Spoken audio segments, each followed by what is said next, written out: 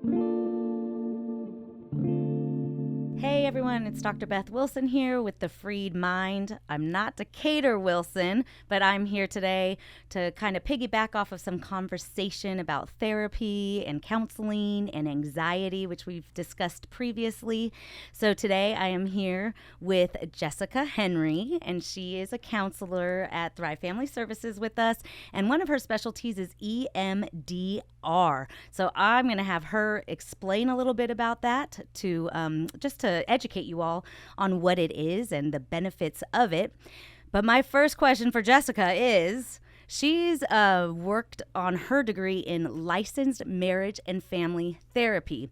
And as we talked before this, I said, wow, you're the first licensed marriage family therapist associate, because she's working on her license, that I've met. So I just was asking why you chose that track and what is the difference between that and a professional counselor or a clinical social worker. Okay. So I chose it just because that was really the reason I got into it. I wanted to focus on marriage and family. Sure. Those are they impact your home, and then they impact so much of who you are and who you develop into and how you approach life. So to me, it just seemed like a great foundational root piece of each person. And even with marriage and family, it's all an individual work, just collaborative. And so when I looked into LPC and social work and marriage and family and just researched each of the classes and what their focus was, marriage and family just really kind of hit my heart. And it is definitely not one that's primarily chosen because insurance doesn't really cover married couples or family. And so it has to be finding the client and then working collaboratively with that family. And so I get the distance, but I do love, that was my heart. So yeah. And you're great at it. So that's awesome. That's thanks. Really cool. Yeah.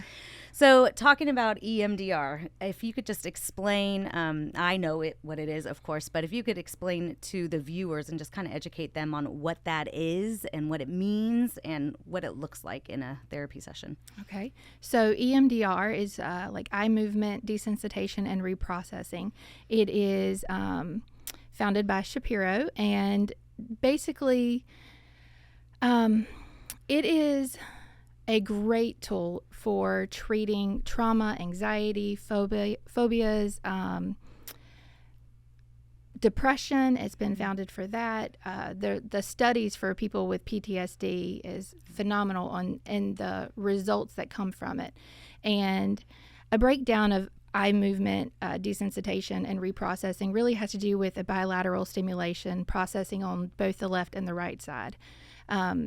And if you think about it, if you know anything about REM and sleep, it's your rapid eye movement. It's the point in your sleep where you're actually processing your day's experiences, what's gone on during the day. Mm-hmm. And so this very much almost mimics that in the sense that it allows you to take moments from now that have not been, that are impacting now, mm-hmm. and they've come from so long ago that they haven't been processed. So it allows you to reactivate the parts of your brain that you need for processing a memory while holding a visual and holding the memory in your mind. Mm-hmm. And so it allows you to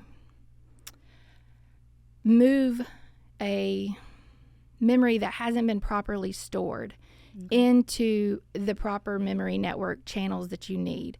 A great example is, when you think about it, they've done scans on people who were recalling traumatic memories. Mm-hmm. And the parts of the brain that lit up while they were recalling them was actually not the memory network, but was as though it was actively happening. And the problem is when memories aren't properly processed, what happens is they get stuck with all of the same heightened emotions, the feelings of fear, fight or flight, everything that kicks in, and it doesn't know that memory is no longer actively going on.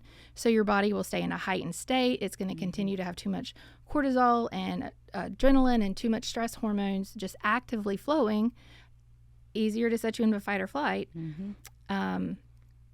And so EMDR, what it does is it moves that traumatic memory from all of the heightened that your brain still believes it's actively trying to protect you from, and letting it know that's in the past, we're safe, processing it, moving it into the memory network. But not only that, we get to look at the negative beliefs that are founded from that original memory. Whatever it is we believe about ourselves, whatever that negative, I'm not good enough, I'm not worthy, I don't matter.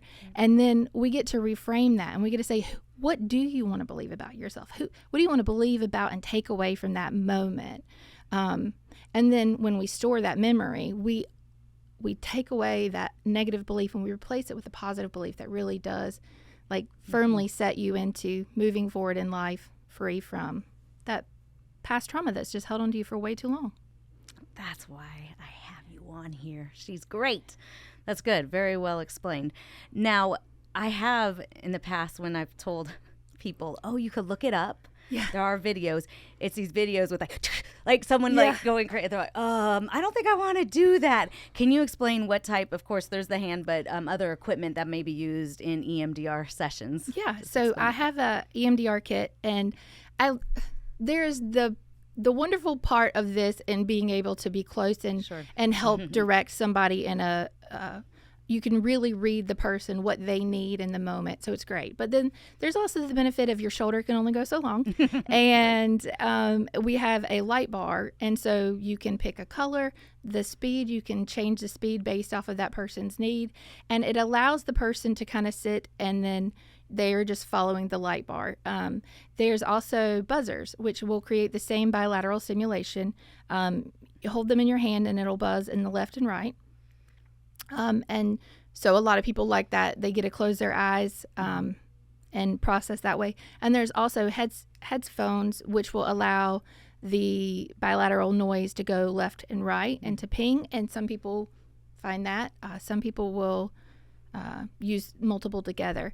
And the thing is the speed actually, as weird as it is a function of what you're processing. The faster you go, the more your brain might pull up different memories and more it travels in your thoughts. The slower speed is more for installation of installing the positive beliefs. It's slower. It's a more relaxed state. So the speed can really, you can slow down to slow people's traveling to different thoughts. So it does impact your processing. So that's pretty cool. That is cool. So it sounds like, coming from being in the counseling field for so long, I know when I first started getting trained in EMDR, I was like, whoa, this is different.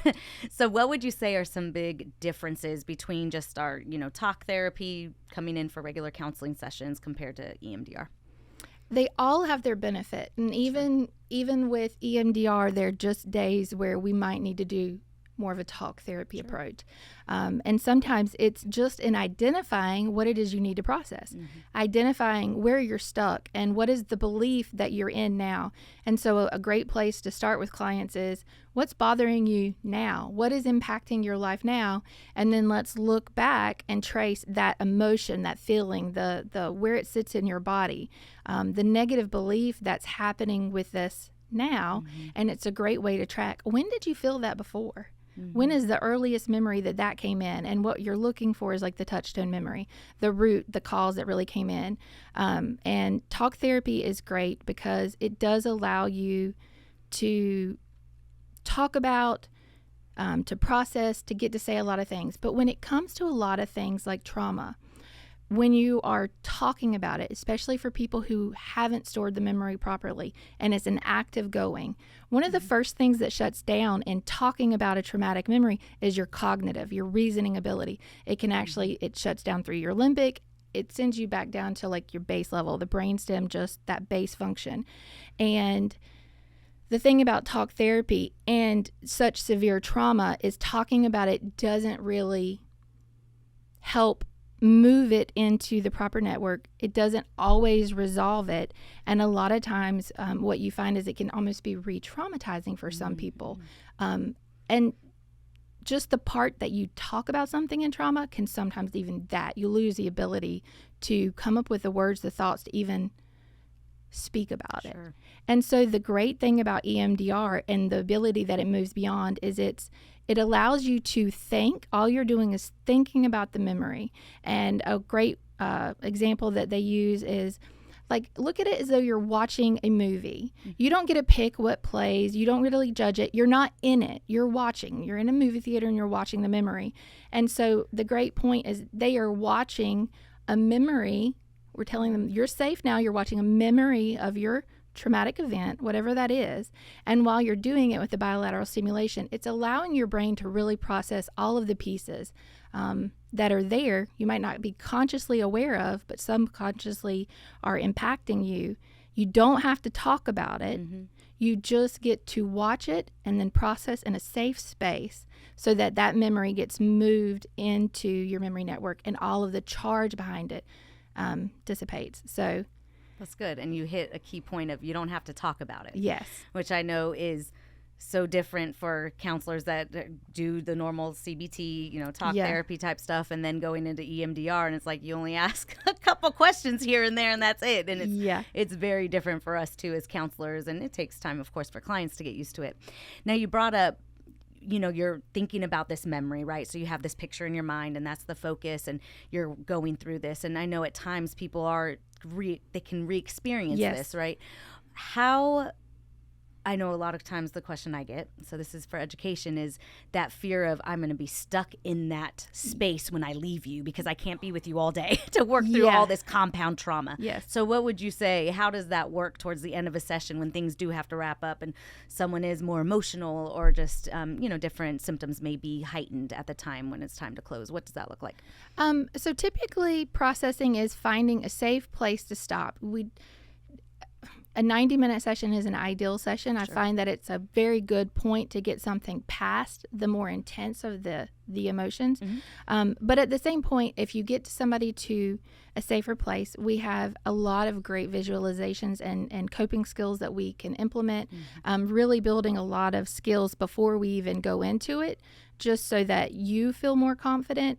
And then one of the great ones we have is like a visualization of a container. And I love it. Works so well for people. And it's getting them to visualize a container with a lock and a lid and a key. And then when they're done, what we do is we get them to gather all of the disturbing images and the things that are left and put that in the container, and then they set it aside and letting them know you don't have to process this outside of here. We're going to set it aside. We're not going to, and surprisingly, as simple as it sounds, it is very effective. And most people go, I do tell people this is a brain workout. Expect to be tired. It is basically a mental workout. Expect to be exhausted afterward. A lot of people who process big things are. And the great thing is when you watch people go from, it's always going to come back down. You go up and you're going to come right back out of it. Like you're going to get to the other side. And one thing that I think is a great point to add is a lot of people with anxiety, they're going to feel the anxiousness. And so you find people who are like, oh, I don't like this. Or people who experience anger when they're processing something. They're like, oh, I just feel the anger. That's okay. What we're doing is teaching yourself it's okay to process the emotions, the feelings that you felt there.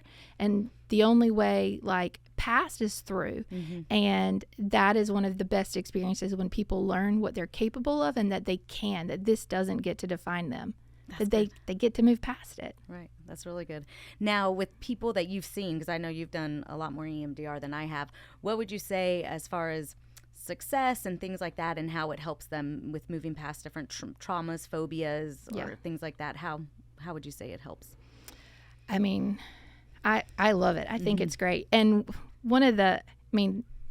I've had people who have processed some very serious events, and some who have complex trauma, who have experienced a lot of trauma in their life. It is definitely one of those, it takes time. And one of the great things is people don't realize is they have so much of the insight and the answers. And when they're processing it, watching them light up and see the truth come out of really dark places and the truths about themselves and really believe it, that's what's so special. Awesome. And people who come in who can't even talk about it, who are terrified to even think about it, realizing it's held such power over them for so long, and then watching them get to the other side and it no longer has that power. I've seen people describe it from just being this really vivid image to a black and white, they can think about it, but their thoughts can't even stay there. Even if they try and force themselves, they can't sit in that memory. It's just, it doesn't remove it. It removes the charge. And one of the best things that I find is that it is such a natural transition. It's not like, I love behavioral therapy, but it's not like behavioral therapy. It's not saying if you repeat this pattern for so long, you're going to get the outcome. It is going back into where that memory started, and you're plugging in a new positive piece that you want. And the transition to that belief is so natural because it's really stored from a memory when you're 7, as though that 7-year-old memory has always been that positive piece. And the transition so easy that a lot of times people will have been processing, like one person was like, they felt that it was that they weren't pretty enough, that they just were not enough. And for some reason, it really had to do with that insecurity about and so I used the same word that they had used for the sessions. And then they're like, no, that's not it. That's not really the feeling. I don't feel that way. I've never felt that way. And I'm like, okay, let's look at this. This is exactly what you've processed. You've come to the other side of it. So that belief is so far removed that it doesn't even feel like they've ever had it. That's cool. So I do love that. That's good. Success is good. That's awesome. Yeah. Well, thank you, Jessica, again for being here today. You did a great job at explaining things with EMDR and different questions that I know people will have. So I really appreciate your time today. Thank you. Thank you. Thank you all for joining us on The Freed Mind. We hope you gained some awesome just knowledge and insights with listening today. Please join us again. Don't forget to like and subscribe, and we'll see you next time.